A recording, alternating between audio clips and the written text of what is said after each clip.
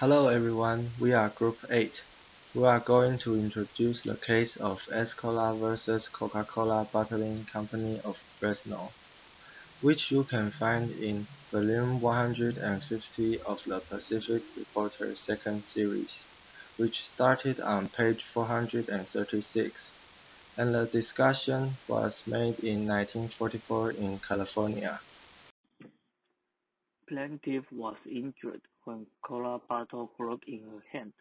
Then she sued Coca-Cola Company delivered defective bottle, which on account of excessive pressure of gas or other reasons of defect. She announced to the court, this case should apply the doctrine of res ipsa loquitur. However, the defendant contends that the doctrine of res ipsa loquitur does not apply in this case because they don't have exclusive control for the cola bottle, which had been delivered to the plaintiff for at least 36 hours. Also, the evidence is insufficient to support the judgment. On the other side, other courts, for various reasons, have refused to apply the doctrine in such cases. Our issue is whether the case have met the standard of res ipsa loquitur, and our holding is yes. I'm going to talk about the rule of law in this case. The rule of law in this case is res loquitur.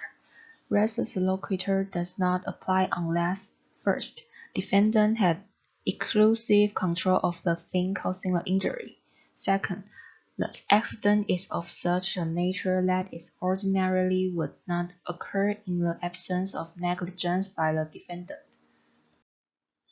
First, defendant had exclusive control of the thing causing the injury. The first element means the defendant had a dominance of the thing causing the injury. In this case, we need to prove that the Coca-Cola Company had the only and special control on the waitress' injury. Second, the accident is of such a nature that it ordinarily would not occur in the absence of negligence by the defendant.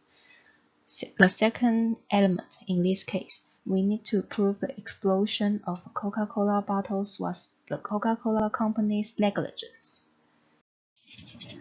Now, I'm talking about reasoning.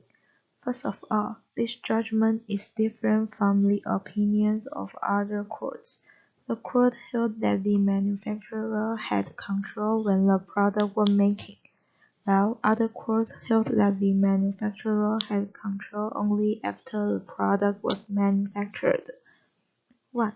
Because the time point of judging whether there is a control is advanced, it is considered to have control.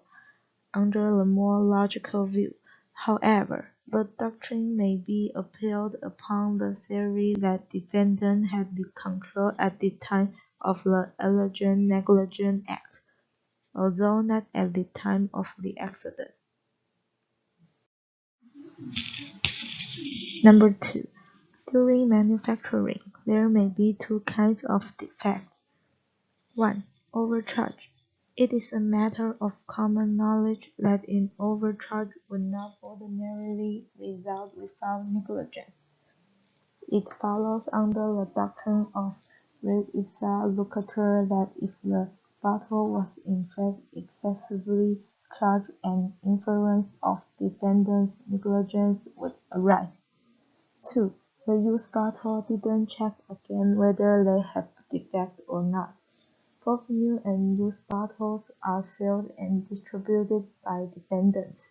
The used bottles are not again subjected to the test referred above, and it may be inferred that defects not discoverable by visual inspection do not develop in bottles after they are manufactured.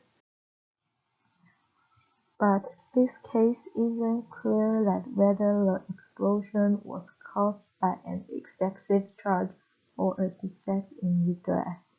There is a sufficient showing that neither cause would ordinarily have been present if due care had been used. So, the conclusion is the judgment is affirmed. Here is the concurring opinion made by Justice Traynor. In his opinion, the defendant is strictly liable to plaintiff. Plaintiff need not utilize the doctrine of res impasse loquitur. He said that a manufacturer incurs absolute liability when an article that he has placed on the market, knowing that it is to be used without inspection, proved to have a defect that causes injury to humans. And the absolutely liability means that no matter how much attention the parties take or any preventive measures, as long as the damage occurs, they must bear the responsibility. And this concept imposes the liability on the manufacturer. There are some reasons here. First, it is evident that the manufacturer can anticipate some hazard and guard against the recurrence of others, as the public cannot. Second, manufacturing processes, frequently valuable secrets, are ordinarily either inaccessible to or beyond the ken of the general public. The customer no longer has means or skill enough to investigate the soundness of the product for themselves. So that's our presentation. Thank you.